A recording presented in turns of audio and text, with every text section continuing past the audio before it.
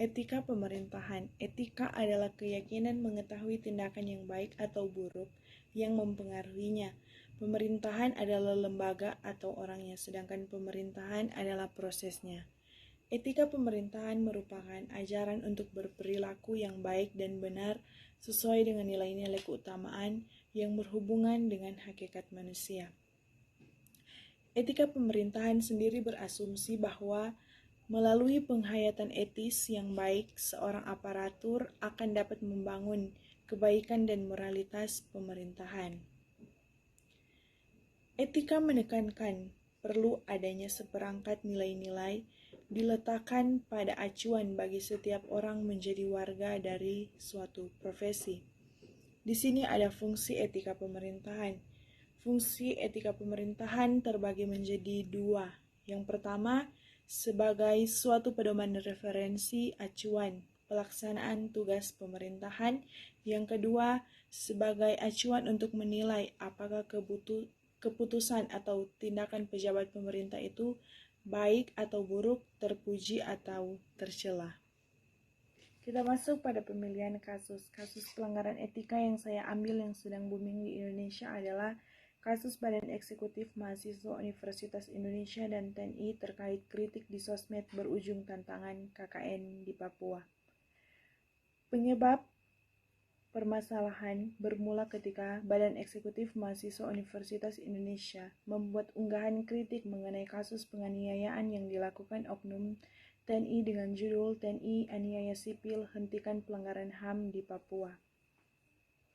Unggahan itu pun langsung dibanjiri komentar terlebih oleh prajurit TNI dan masyarakat yang tidak terima atas kritik tersebut. Mereka menilai BEM UI berat sebelah karena mengkritik TNI yang menganiaya anggota kelompok kriminal bersenjata atau KKB. Sementara ketika anggota TNI tewas di tangan KKB, mereka tidak bersuara. BEM UI mengkritik kekerasan yang dilakukan oleh TNI terhadap masyarakat di Papua. Organisasi mahasiswa ini mencakupi berbagai aspek termasuk etika politik dan hukum. BEM UI mengkritik TNI karena dianggap melanggar etika yang berhubungan dengan hak asasi manusia atau HAM, hak ketidakadilan dan kekerasan. Jadi, kasus ini bisa tergolong pada norma kesusilaan di mana terjadi kontroversi. Apa saja sih kontroversi yang terkait dengan tantangan KKN di Papua? Kontroversi yang terkait tantangan KKN di Papua antara BEM UI dan TNI meliputi berbagai aspek termasuk yang pertama, aspek pelanggaran HAM. Kontroversi yang terkait pelanggaran hak asasi manusia yang dilakukan TNI di Papua yang dianggap melanggar etika dan keadilan. Yang kedua, kontroversi intimidasi. Kontroversi yang terkait intimidasi yang dilakukan TNI terhadap BEM UI dan mahasiswa yang ingin melaksanakan KKN di Papua. Yang ketiga, dialog dan pemahaman. Kontroversi yang terkait perlu upaya dialog dan pemahaman yang mendalam untuk meredakan ketegangan dan menemukan solusi yang adil bagi semua pihak. Yang keempat, dukungan dan finansial. Kontroversi yang terkait dukungan finansial yang diberikan oleh TNI kepada BEM UI jika mereka bersedia melaksanakan KKN di wilayah yang dimaksud. Selanjutnya, apa sih pasal yang melekat dalam kasus tersebut? Dalam kasus BEM UI dan TNI di Papua, pasal yang dapat diaplikasikan dalam undang-undang antara lain. Yang pertama, Undang-Undang Dasar 1945, pasal 281 ayat 4, melindungi dan memenuhi hak-hak manusia yang terkait dengan pelanggaran HAM yang dilakukan TNI di Papua.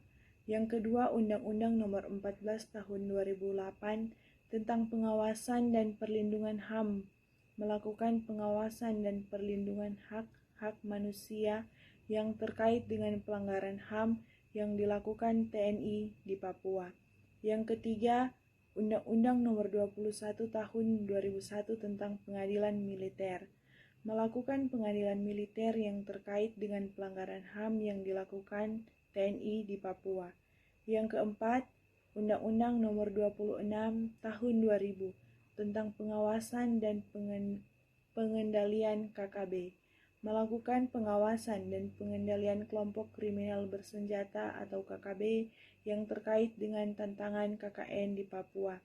Yang kelima, Undang-Undang Nomor 32 Tahun 2009 tentang pemerintah dan pemangku kekuasaan, melakukan pengawasan dan pengendalian pemerintah dan pemangku kekuasaan yang terkait dengan kasus rasialisme di Indonesia. Selanjutnya, apa solusi yang bisa dilakukan ke depan terhadap masalah BEM UI dan TNI terkait kritik di sosmed berujung tantangan KKN di Papua?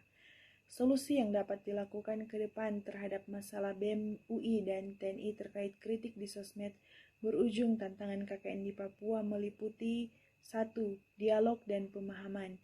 Perlu adanya upaya dialog dan pemahaman yang mendalam untuk meredakan ketegangan dan menemukan solusi yang adil bagi semua pihak. Yang kedua, pemahaman tentang kasus Papua.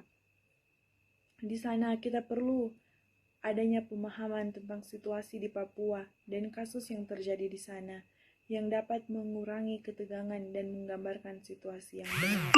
Yang ketiga, kerjasama dan kolaborasi.